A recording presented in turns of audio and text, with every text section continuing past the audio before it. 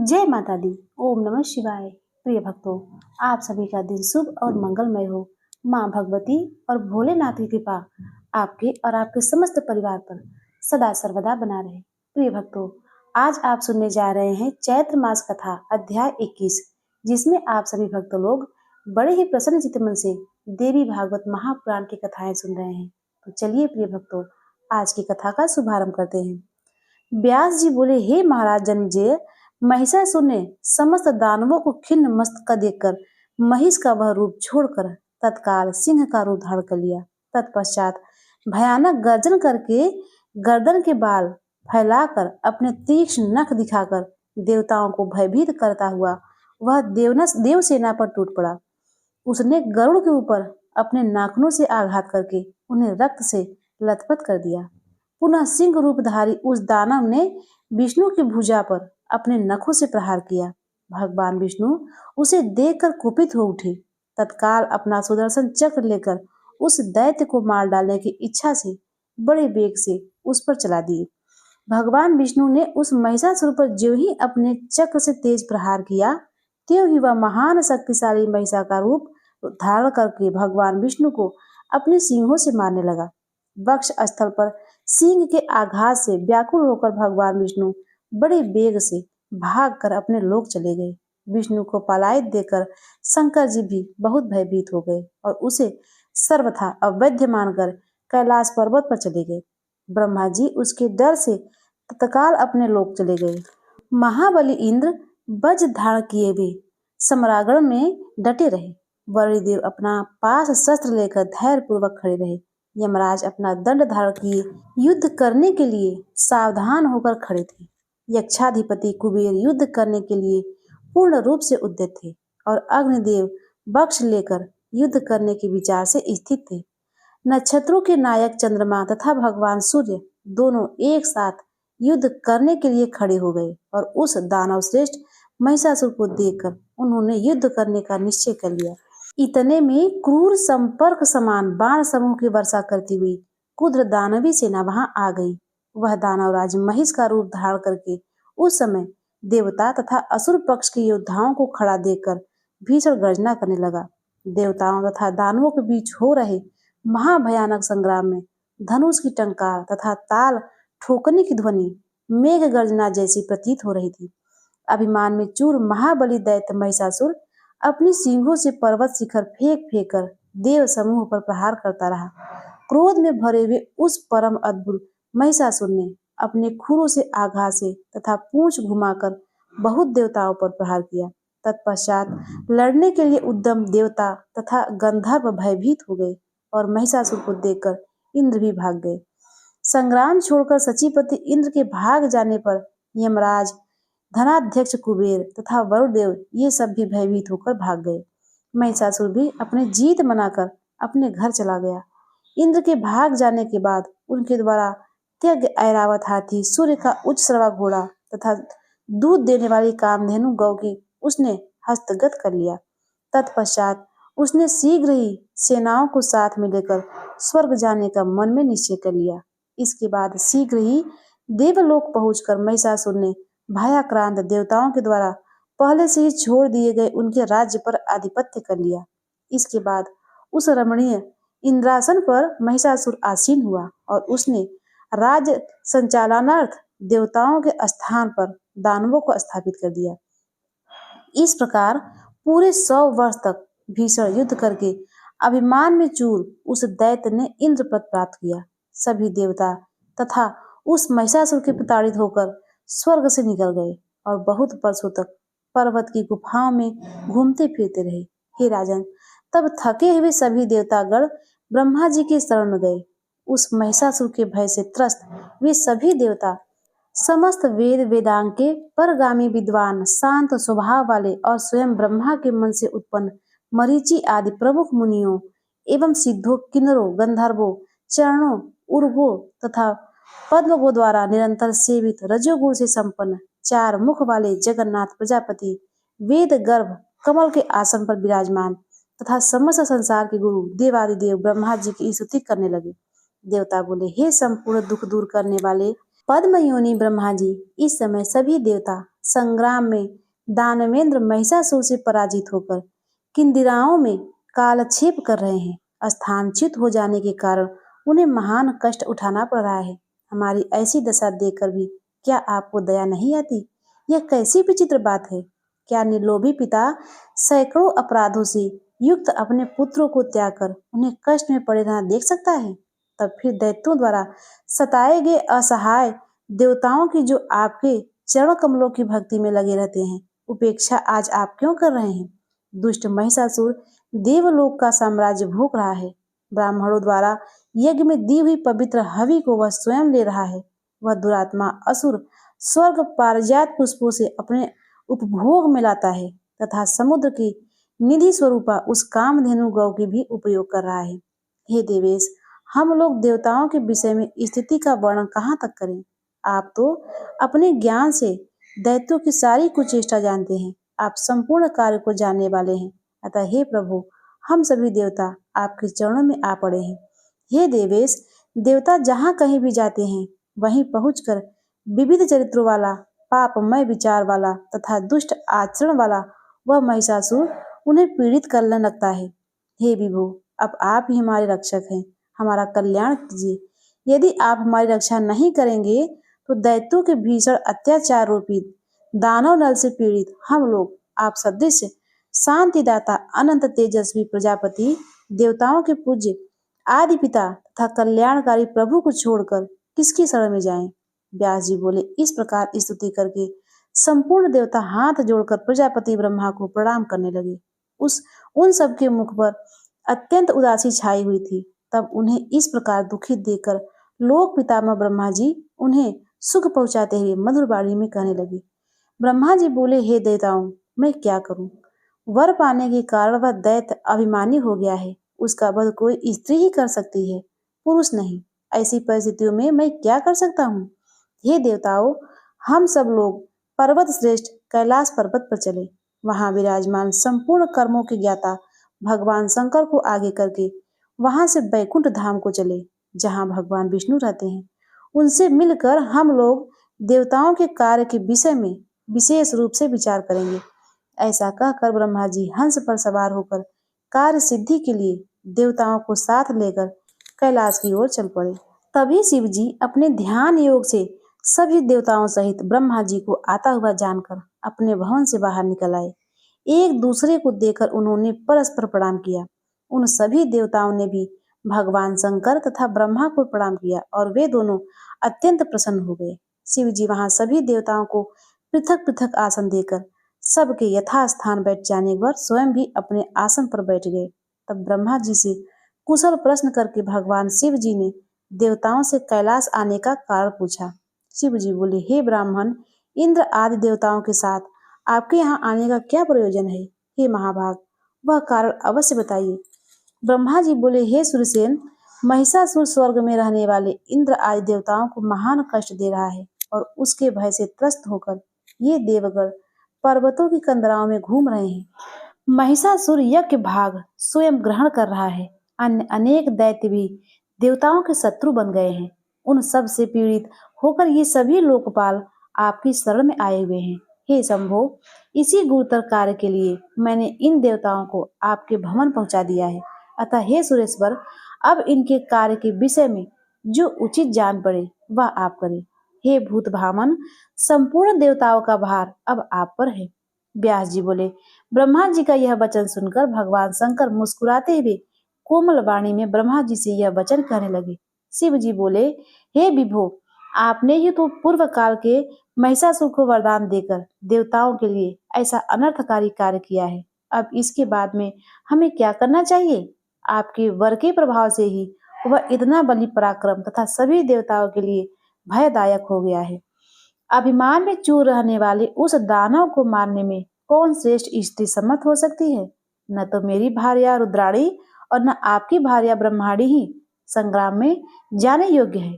महाभाग्यवती ये देवियां संग्राम भूमि में जाकर भी भला युद्ध किस प्रकार करेंगी? इंद्र की पत्नी महाभागा इंद्राणी भी युद्ध कला में कुशल नहीं है। तब दूसरी कौन सी देवांगनाएं उस मधुमत पापी को मारने में समर्थ है? अतः मेरा तो यह विचार है कि अब हम लोग इसी समय भगवान विष्णु के पास चलकर और उनकी स्तुति करके देवताओं का कार्य करने के लिए उन्हें कोष शीघ्रतापूर्वक प्रेरित करें। परम बुद्धिमान में श्रेष्ठ वे विष्णु संपूर्ण कार्यों को सिद्ध करने में कुशल हैं। उन्हीं वासुदेव से मिलकर इस कार्य के संबंध में विचार करना चाहिए। वे किसी प्रपंच अथवा बुद्धि से कार्य सिद्ध होने का उपाय बना देंगे। व्यास जी बोले, भगवान शंकर की यह बात सुनकर ब्रह्मा आदि समस्त श्रेष्ठ देवता यह ठीक है ऐसा कहकर उठ खड़े हुए और वे सब अपने अपने वाहनों पर सवार हो शिव जी के साथ तुरंत बैकुंठ की ओर चल दिए। उस समय कार्य सिद्धि के सूचक अनेक शुभ शकुन देखकर वे सब अत्यंत प्रसन्न हुए। शुभ सूचना देने वाली शीतल मंद तथा सुगंधित हवाएं चलने लगी और पवित्र पक्षी सर्वत्र मार्ग में मंगलमयी बोली बोलने लगे। आकाश निर्मल हो गया और दिशाएं स्वच्छ हो गई। इस प्रकार देवताओं की यात्रा में मानो सब मंगल ही मंगल हो गया हो। व्यास जी बोले, हे राजन, उन देवताओं ने शीघ्रता पूर्वक भगवान विष्णु की प्रिय धाम बैकुंठ पहुंचकर वहां उन श्री हरि का विशाल सदन देखा, जो संपूर्ण शोभा से युक्त तथा दिव्य महलों से सुशोभित था। सुंदर तथा सुखदायक वह भवन सरोवर, बावली एवं नदियों से सुशोभित था, जिनमें हंस, सारस, चक्रवात आदि पक्षी कलरव कर रहे थे। उस भवन के चारों ओर सुशोभित हो रहे दिव्य उपवनों में चंपा, अशोक, कहार, मंदार, मौलसिरी, मालती, तिलक, आमड़ा और कुर्बक आदि विविध प्रकार के वृक्ष लगे हुए थे। उपवनों में चारों ओर कोयले की गूंज सुनाई दे रही थी। मोर नृत्य कर रहे थे और भरे गुंजार कर रहे थे। नंद सुंदर आदि भक्ति परायण पार्षद तथा त्याग वृत्ति संपन्न अनन्य भक्त भगवान विष्णु की स्तुति कर रहे थे। वहां रत्न जड़ित महल बने हुए थे, जिन पर सुनहरे चित्र बने हुए थे। सुंदर सुंदर कच्छों से सुशोभित वे महल ऊंचाइयों में आकाश को छू रहे थे। वहां देवता और गंधर्व गा रहे थे, अप्सराएं नाच रही थी और वह मन को मुग्ध करने वाले तथा मधुर कंठ ध्वनि वाले किन्नरों से मंडित था। वैदिक सूक्तों के द्वारा आदर पूर्वक भगवान विष्णु की स्तुति करते हुए शांत स्वभाव वाले वेद पाठ परायण मुनियों से वह भवन अत्यंत सुशोभित हो रहा था। भगवान विष्णु के भवन पर पहुंचकर देवताओं ने सुंदर स्वरूप वाले तथा हाथ में स्वर्ण की छड़ी धारण किए हुए जय विजय नामक द्वारपालों को देखकर उनसे कहा कि आप दोनों में से कोई एक जाकर भगवान विष्णु से कह दे कि आपके दर्शन की अभिलाषा से ब्रह्मा, रुद्र आदि देवता द्वार पर खड़े हैं। व्यास जी बोले, उनकी बात सुनकर विजय ने तुरंत भगवान विष्णु के पास जाकर उन्हें प्रणाम करके सभी देवताओं के आगमन की बात कही। विजय ने कहा, हे देवादिदेव, हे महाराज, हे दैत्यों का दमन करने वाले लक्ष्मीकांत, हे विभो, इस समय सभी देवता आए हुए हैं और वे द्वार पर खड़े हैं। आपके दर्शन के इच्छुक रुद्र, इंद्र, वरुण, अग्नि, यम आदि देवता वेद वाक्यों में आपकी स्तुति कर रहे हैं। व्यास जी बोले, लक्ष्मीपति भगवान विष्णु विजय की बात सुनकर देवों से मिलने हेतु अत्यधिक उत्साहित होकर शीघ्रता पूर्वक अपने भवन से बाहर निकल आए। वहां जाकर भगवान विष्णु ने द्वार पर स्थित उन देवताओं को थकाने से व्याकुल तथा दुखित देखकर अपनी प्रेम भरी दृष्टि से उन्हें आनंदित कर दिया। उन सभी देवताओं ने दैत्यों का संहार करने वाले तथा वेदों के द्वारा सुनिश्चित किए गए तत्व स्वरूप देवादिदेव भगवान विष्णु को प्रणाम किया और मधुर वाणी में उनकी स्तुति की। देवता बोले, हे देवदेव, हे जगन्नाथ, हे सृष्टि पालन तथा संहार करने वाले, हे दयानिधो, हे महाराज, हम शरणागति की रक्षा कीजिए। विष्णु बोले, हे देवताओं, आप सभी लोग आसनों पर बैठ जाइए और फिर अपना कुशल क्षेम बताइए। आप लोग एक साथ मिलकर यहाँ किस लिए आए हैं? ब्रह्मा तथा शिव सहित आप सभी देवता चिंतामग्न, दुखित और उदास क्यों हो रहे हैं? आप लोग अपना प्रयोजन शीघ्र बताएं। देवता बोले, हे महाराज, पाप कर्म में संलग्न अजय महादुष्ट वरदान पाकर अभिमान में चूर तथा पापी महिषासुर ने हम लोगों को पीड़ित किया है।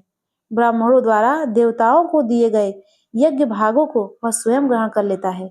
हम सभी देवता उससे भयभीत होकर पर्वतों की कंदराओं में भटकते फिरते हैं। हे मधुसूदन, ब्रह्मा जी के वरदान से वह अजय बन गया है, अतः इस कार्य को अत्यंत गुरुतर जानकर हम लोग आपकी शरण में आए हुए हैं। दानवों की माया को जानने वाले तथा दानवों का वध करने वाले हे कृष्ण, आप ही देवताओं का उद्धार करने में समर्थ हैं। अतः उसके वध का कोई उपाय कीजिए।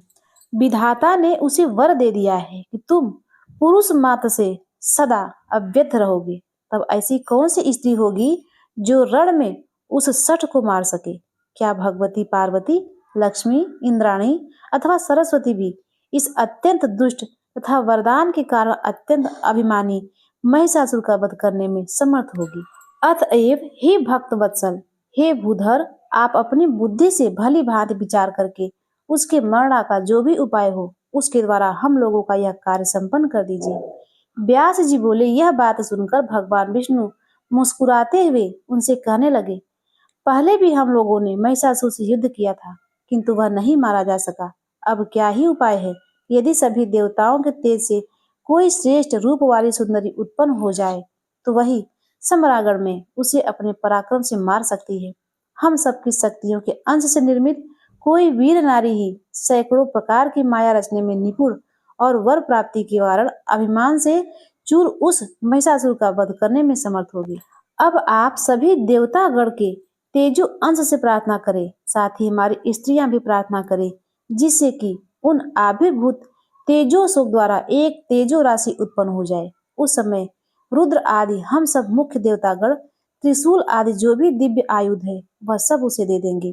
तत्पश्चात सभी प्रकार के आयुध धारण करने वाली तथा संपूर्ण तेज से संपन्न वह देवी उस दुराचारी पापी तथा मदोमत दानव को मार डालेगी। व्यास जी बोले। भगवान विष्णु के ऐसा कहते ही ब्रह्मा जी के मुख से अपने आप एक अत्यंत असह्य तेज पुंज निकल पड़ा। वह तेज लाल रंग का था, उसकी आकृति सुंदर थी, वह पद्मरांग मणि के समान प्रभाव वाला था। उसमें कुछ शीतलता एवं उष्णता भी थी और वह अनेक किरणों से सुशोभित था। हे महाराज, भगवान विष्णु और शिव ने भी निस्त्रिप तेज को देखा। उसे देखकर अमित पराक्रम वाले वे दोनों आश्चर्यचकित हो गए। तत्पश्चात शंकर जी के शरीर से भी चांदी के सदृश वर्ण वाला अत्यंत अद्भुत तीव्र देखने में असह्य तथा महाप्रचंड तेज निकला, जो दैत्य को भयभीत कर देने वाला तथा देवताओं को आश्चर्य में डाल देने वाला था। वह भयानक रूप वाला पर्वत के समान विशाल तथा साक्षात दूसरे तमोगुण जैसा था। तदंतर भगवान विष्णु के शरीर से सतगुण संपन्न नील वर्ण और अत्यंत दीप्तिमान दूसरी तेजो राशि प्रकट हुई। इसके बाद इंद्र के शरीर से विचित्र आकार वाला सहस्त्रपूर्ण गोलाकार और सर्वगुणात्मक तेज प्रादुर्भाव हुआ।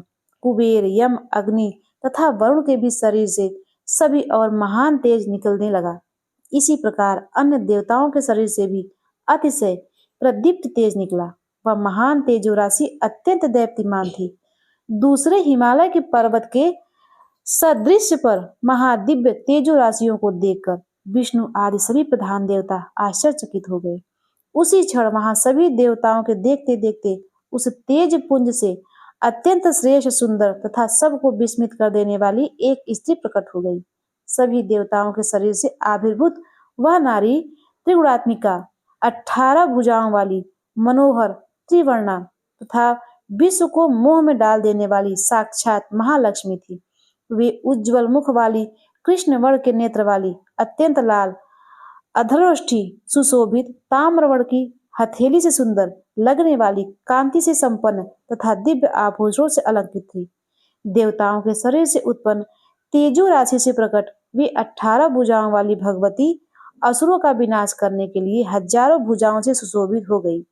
जन्मेजय बोले, हे कृष्ण दैत्यपायन, हे महाभाग, हे सर्वज्ञ, हे मुनिवर, अब आन उन भगवती के शरीर को उत्पत्ति का विस्तार पूर्वक वर्णन कीजिए। उस समय देवताओं के शरीर से निकला हुआ तेज बाद में एकत्र हो गया अथवा पृथक पृथक ही रहा। उनके अंग प्रत्यंग विभिन्न देवताओं के तेज से संपन्न थे अथवा नहीं। उनके शरीर के विभिन्न अंग, मुख, नासिका, नेत्र आदि अलग अलग देवताओं के तेज से निर्मित थे अथवा सब तेज एक साथ मिलकर बने थे। हे व्यास जी, उनके शरीर के अंगों की उत्पत्ति के विषय में विस्तार पूर्वक बताइए। जिस देवता के तेज से उनका जो जो अद्भुत अंग बना वह सब मुझे बताइए। जिन जिन देवताओं ने उन भगवती को जो जो आयुध तथा आभूषण आदि समर्पित किए, आपके मुखारविंद से निकली सारी बात मैं सुनना चाहता हूँ। हे ब्राह्मण, आपके मुख कमल से निकले हुए महालक्ष्मी के चरित्र रूपी अमृतमय रस का पान करते हुए मैं तृप्त नहीं हो पा रहा हूँ। सूत जी बोले, हे मुनिवृंद, उन राजा जन्मेजय का यह वचन सुनकर सत्यवती पुत्र व्यास जी उन्हें प्रसन्न करते हुए यह मधुर वचन कहने लगे। व्यास जी बोले, हे राजन, हे महाभाग, हे कुरुश्रेष्ठ, सुनिए, मैं अपनी बुद्धि के अनुसार उनके शरीर की उत्पत्ति का विषय में विस्तार पूर्वक आपसे कहता हूँ। स्वयं ब्रह्मा विष्णु महेश और इंद्र भी भगवती के यथार्थ रूप को बता पाने में कभी भी समर्थ नहीं है। तब देवी का जो रूप है, जैसा है और जिस उद्देश्य से बना है, उसे मैं कैसे जान सकता हूँ। बस मेरी बाणी इतना ही कह सकती है कि वे भगवती प्रकट हुई। वे देवी नित्य स्वरूपा हैं और सदा ही सर्वत्र विराजमान रहती हैं। वे एक होती हुई भी गुरुतर कार्य करने पर देवताओं का कार्य सिद्ध करने के लिए नाना प्रकार के रूप धारण कर लेती हैं। जिस प्रकार नाटक का कोई नट एक होता हुआ भी रंगमंच पर जाकर लोगों के मनोरंजन हेतु अनेक रूप धारण कर लेता है, उसी प्रकार रूप रहित तथा निर्गुण होती हुई भी ये भगवती देवताओं का कार्य संपन्न करने के लिए अपनी लीला से अनेक सगुण रूप धारण कर लिया करती हैं और किए जाने वाले कर्म के अनुसार यथार्थ गुण संयुक्त उनके अनेक गौड़ नाम पड़ जाते हैं। हे राजन, देवताओं के तेज समूह से उन भगवती का मनोहर रूप जिस प्रकार उत्पन्न हुआ, उसे मैं अपनी बुद्धि के अनुसार बता रहा हूँ। भगवान शंकर का जो तेज था, उससे उन भगवती का गौर वर्ण सुंदर आकार वाला तथा अत्यंत विशाल मुख कमल निर्मित हुआ। यमराज के तेज से उनके कोमल घुंघराले बहुत लंबे मेघ के समान कृष्ण वर्ण वाले और मनोहर केश बने। अग, अग्नि के तेज से उन भगवती के तीनों नेत्र बने। 3 प्रकार के वर्णों से सुशोभित थे। नेत्र काल, लाल तथा श्वेत थे। उनकी भौहें दोनों संध्याओं के तेज से बनी हुई थी। टेढ़ी चिकनी गालें रंग की अत्यंत तेजोमय तथा कामदेव के धनुष की भांति प्रतीत हो रही थी। उनके दोनों उत्तम कान वायु के तेज से बने हुए थे। न बहुत बड़े था न बहुत छोटे। वे कामदेव के झूले के सदृश प्रतीत हो रहे थे। तिलक के फूल के समान आकृति वाली अत्यंत मनोहर और स्निग्ध नाम कुबेर ने तेज से उत्पन्न हुई। हे राजन, उन देवी के नुकीले चिकने चमकीले कुंद के अग्रभाग में सदृश तथा समान दांत प्रजापति के तेज से उत्पन्न हुए। उनका रक्त वर्ण अधरोष्ट अरुण के तेज से उत्पन्न हुआ तथा ऊपर का अत्यंत मनोहर उत्तरोष्ट ऊपर का ओठ कार्तिकेय के तेज से उत्पन्न हुआ। उन देवी की 18 भुजाएं विष्णु के तेज से प्रकट हुई तथा उनकी रक्त वर्ण की अंगुलियां वसुओं के तेज से उत्पन्न हुई। उनके दोनों उत्तम स्तन चंद्रमा के तेज से आविर्भाव हुए तथा 3 रेखाओं से युक्त उनका मध्य भाग इंद्र के तेज से उत्पन्न हुआ। उनकी जांघें तथा उरु प्रदेश वरुण के तेज से उत्पन्न हुआ तथा उनका विशाल नितंब पृथ्वी के तेज से उत्पन्न हुआ। हे राजन, इस प्रकार उस तेजोश्री सुंदर आकार वाली दिव्य रूप से संपन्न तथा मधुर स्वर वाली भगवती नारी रूप में प्रकट हुई। मनोहर अंग प्रत्यंग वाली, सुंदर दांतों वाली तथा भव्य नेत्र वाली उन देवी को देखकर महिषासुर से पीड़ित समस्त देवता अत्यंत आनंदित हो उठे। उसी समय भगवान विष्णु ने सभी देवताओं से कहा, हे देवताओं, अब आप लोग अपने अपने सभी शुभ भूषण एवं आयुध इन देवी को प्रदान करें। अपने अपने आयुधों से नानाविध तेजसी सहस्त्र उत्पन्न करके सभी लोग शीघ्र ही देवी को अर्पित कर दें। प्रिय भक्तों, आज के अध्याय में बस इतना ही। इसके आगे का वृत्तांत आप सभी भक्त लोग अगले अध्याय में जरूर सुनिएगा। अब आइए सुनते हैं श्री दुर्गा चालीसा का पाठ। नमो नमो दुर्गे सुखकरणी, नमो नमो अम्बे दुखहरणी, निरंकार है ज्योति तुम्हारी, तीनों लोक फैली उजियारी, ससर लाट मुख महा विशाला, नेत्र नाल बिकुट बिकराला, रूप मात को अधिक सुहावे, दरस करत अति जन सुख पावे, तुम संसारी शक्ति लय कीना, पालन हेतु अन्य धन दीना, अन्नपूर्णा हुई जगपाला, तुम ही आदि सुंदरी बाला, प्रलय काल सब नाशनहारी, तुम गौरी शिव शंकर प्यारी, शिव योगी तुम्हारे गुण गावे, ब्रह्मा विष्णु तुम्हें नित ध्यावे, रूप सरस्वती को तुम धारा, देह सुबुद्धि ऋषि मुनि उबारा, धरा रूप नरसिंह को अम्बा, प्रगट भई फाड़ कर खम्बा, रक्षा करि प्रहलाद बचायो, हिरणाकुश को स्वर्ग पठायो, लक्ष्मी रूप धरी जग माही, श्री नारायण अंग समाही, क्षीर सिंधु में करत बिलासा, दया सिंधु दीजे मन आसा, हिंगलाज में तुम ही भवानी, महिमा अमित जात बखानी, मातंगी धूमावती माता, भुवन श्री बकला सुखदाता, श्री भैरव तारा जगतारिणी छिन्न भाल भव दिखु निवारणी के हरिवाहन सोह भवानी लंगूर वीर चलत अगवानी कर में खप्पर खड्ग बिराजे जाको देख काल डर भाजे सोह अस्त्र और त्रिशूला जाते उठ शत्रु हिय सूला नगर कोटि में तुम ही विराजत दीहु लोक में डंका बाजत सुमन सुम दानव तुम्हारे रक्त बीज संखन संहारे महिषासुर नृप अति अभिमानी जय अगपार मही अकुलानी रूप कराल कालिको धारा सेन सहित तुम तिहि संहारा परिगाढ़न संतन पर जब जब भई सहाय मात तू तब तब अमरपुरी और सब लोका तव महिमा सब रहे अशोका ज्वाला में है ज्योति तुम्हारी तुम्हें सदा पूजे नर नारी प्रेम भक्त से जो जस गावे दुख दारिद निकट नहीं आवे ध्यान तुम्हें जो नरमन लाए जन्म मरण ताकी छुट जाई जोगी सुरमन कहत पुकारी योग न हो बिन शक्ति तुम्हारी संकज ने आचरज तब कीन हो काम क्रोध जीत सब लीन हो निज दिन ध्यान धरो शंकर को काहू काल नहीं सुमर तुमको शक्ति रूप को मरम न पायो शक्ति गई तब मन पछतायो शरणागत हुई कीर्ति बखानी जय जय जय जगदम्ब भवानी भई प्रसन्न आदि जगदम्बा दई न शक्ति नहीं कीन्ह विलम्बा मोको मात कष्ट अति घेरो तुम बिन कौन खरे कुख मेरो आशा तृष्णा निपट सतावे मोह मादिक सब बिन सामे शत्रुनाश की जय महारानी सुमर इकचित तुम्हें भवानी करो कृपा हे मातु दयाला रिद्धि सिद्धे करो निहाला जब लग जाई जियो दया फल पाऊं तुमरो जिसमें सदा सुनाऊं दुर्गा चालसा जो कोई गावे सब सुख भोग परम पद पावे देवी दास शरण जानी करो कृपा जगदम्ब भवानी दोहा शरणागत रक्षा करे भक्त रहे निःशंक मैं आया तेरी शरण में मातु लीजे अंग। प्रिय भक्तों, अब आइए सुनते हैं दुर्गा जी की आरती। जय अम्बे गौरी मैया जय श्यामा गौरी मैया जय मंगल करिणी मैया जय आनंद करिणी तुमको निश दिन ध्यावत हरि ब्रह्मा शिवरी। जय अम्बे गौरी मांग सिंदूर बिराजत टीको मृग मद को मैया टीको मृग मद को उज्ज्वल से दो नैना चंद्र वदन को। जय अम्बे गौरी कनक समान कलेवर रक्तांबर राजे मैया रक्तांबर राजे रक्त पुष्प गले माला कंठन पर साजे। जय अम्बे गौरी के हरिवाहन राजत खड्ग खपर धारी मैया खड्ग खपर धारी सुर नर मुनि जन सेवत तिनके दुख हारी।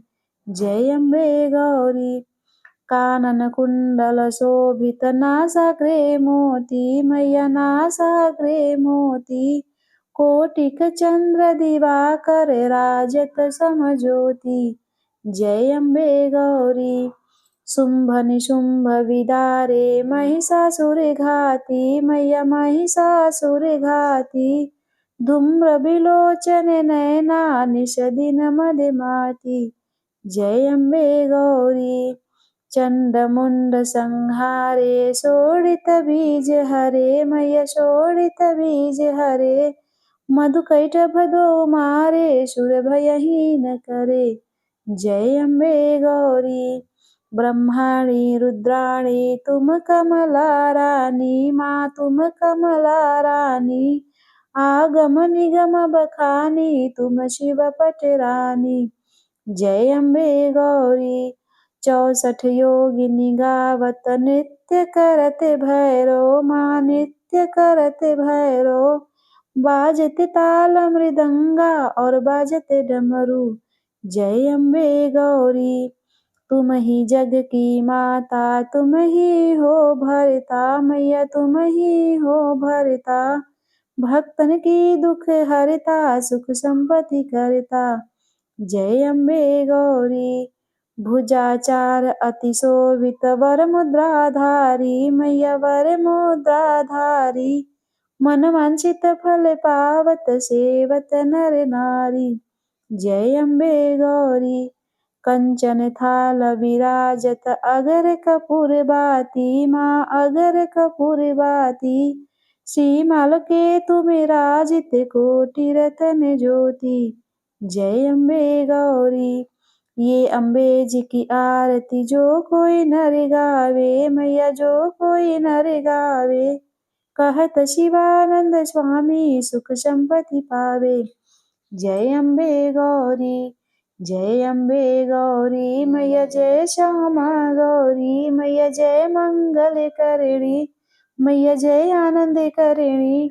तुमको निश दिन ध्यावत हरि ब्रह्मा शिवरी। जय अम्बे गौरी। तो प्रिय भक्तों, एक बार प्रेम से बोलिए जय माता दी, प्रेम से बोलो जय माता दी, सारे बोलो जय माता दी।